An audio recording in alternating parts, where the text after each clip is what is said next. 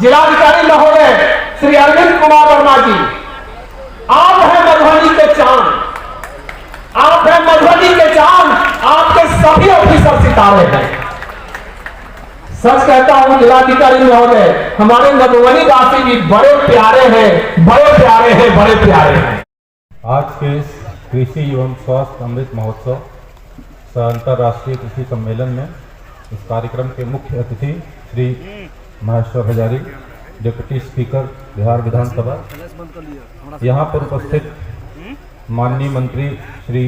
समीर महासेठ जी, उद्योग विभाग बिहार सरकार, साथ ही साथ मंच पे उपस्थित माननीय विधान पार्षद श्री मदन मोहन झा जी, माननीय सदस्य विधानसभा श्री अरुण शंकर जी, साथ ही साथ यहाँ पर उपस्थित सम्मानित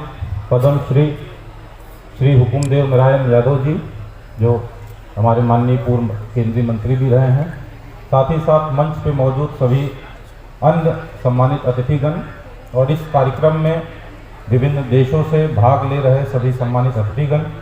यहाँ पर उपस्थित सभी अन्य जनप्रतिनिधिगण, अधिकारीगण, मीडिया के भाइयों, सबसे पहले तो मैं एसके चौधरी एजुकेशनल ट्रस्ट और शंकरा ग्रुप ऑफ इंस्टीट्यूशंस को बहुत बहुत धन्यवाद देता हूँ कि इतना महत्वपूर्ण कार्यक्रम मधुबनी जिला में, यहाँ कृषि विज्ञान केंद्र में आपने आयोजित कराया है। जैसा कि हम लोग जानते हैं कि कृषि के क्षेत्र में आज़ादी के बाद से ही विकास के बहुत सारे कार्य हो रहे हैं, सभी वैज्ञानिकों की मदद से, रिसर्चर्स की मदद से, बहुत सारी उसमें नई नई टेक्नोलॉजीज, नई नई पद्धतियों का प्रयोग डेवलप किया गया है और जिसके कारण से हमारे देश में कृषि की उत्पादकता में काफ़ी बढ़ोतरी हुई है। हम लोग आज़ादी के बाद 75 साल उसको पूरा कर लिए हैं और इसी उपलक्ष्य में जो हम लोगों ने 75 साल आज़ादी के अमृत को महसूस किया है कि आज़ादी का अमृत महोत्सव पूरे वर्ष मनाया जा रहा है। आप कल बोले थे ना, हम लोगों के यहाँ पे भारत देश में आज़ादी के पश्चात 70% से ज़्यादा आबादी कृषि पे ही निर्भर रहती थी और अभी भी 65 से 70% के बीच ही लगभग जनसंख्या ग्रामीण क्षेत्रों में निवास करती है, जिनका मुख्य व्यवसाय कृषि ही रहता है। अभी भी हम लोग उद्योग और सेवाओं की तुलना में ज़्यादा हमारी जो वर्कफोर्स है कृषि क्षेत्र से ही जुड़ी रहती है। आज़ादी के पश्चात हम लोग का 60s 70s के आसपास काफ़ी बड़ी फूड क्राइसिस हुई, हम लोगों को गेहूं की ही कमी होने लगी, अपने देश में बाहर से बहुत निर्यात करना पड़ा। तो एक ऐसी स्थिति थी हम लोगों के लिए आई ओपनर था अपने देश के लिए, और फिर वैज्ञानिकों की मदद से काफ़ी तकनीक का प्रयोग करते हुए ग्रीन रेवोल्यूशन लाया गया और जिसका परिणाम रहा कि अभी हमारा देश फूड ग्रेन सरप्लस कंट्री है हम लोग, आप लोगों के मदद से। लेकिन जब भी कोई टेक्नोलॉजी अपने देश में आती है उसमें जो सबसे बड़ी समस्या आती है कि उसका हम लोग बहुत अत्यधिक उपयोग करने लगते हैं, उसका क्या साइड इफेक्ट होता है, क्या नुकसान होता है, वो चीज़ें कहीं ना कहीं हम लोग उसको इग्नोर कर जाते हैं और इसी का परिणाम रहा कि हम लोग बहुत एक्सेसिव फर्टिलाइजर्स जैसे यूज़ करते हैं, जिसके कारण हमारी सॉइल की क्वालिटी भी ख़राब होती है। जो उसमें लाभकारी